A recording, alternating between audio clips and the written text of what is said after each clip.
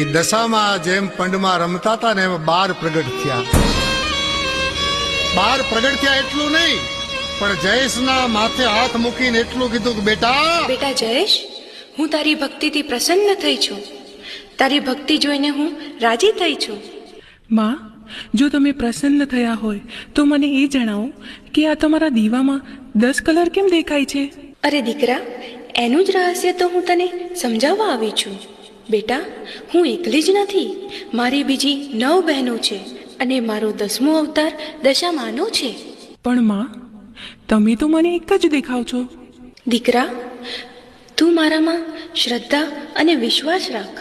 હું તને દિવ્ય દ્રષ્ટિ આપું છું.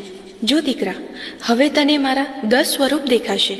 હું જ અંબા છું, હું જ બહુચર છું, હું જ સરસ્વતી છું, હું જ સંતોષી માં છું, હું જ મોગલ છું, હું જ ખોડિયાર છું, હું જ દેવ મોગરાની પાંડોરી માં છું, હું જ વેરાઈ માં છું ને હું જ મહાકાળી અને હું જ દશામાં છું.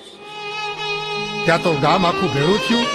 એના માં, એના બાપા, એના મિત્રો, આડોશી પાડોશી એ તમામ ત્યાં ભેળા થયા. જોયું, ઓ જયેશ માતાજીની ભક્તિ કરે છે, માતાજી પ્રગટ થયા છે.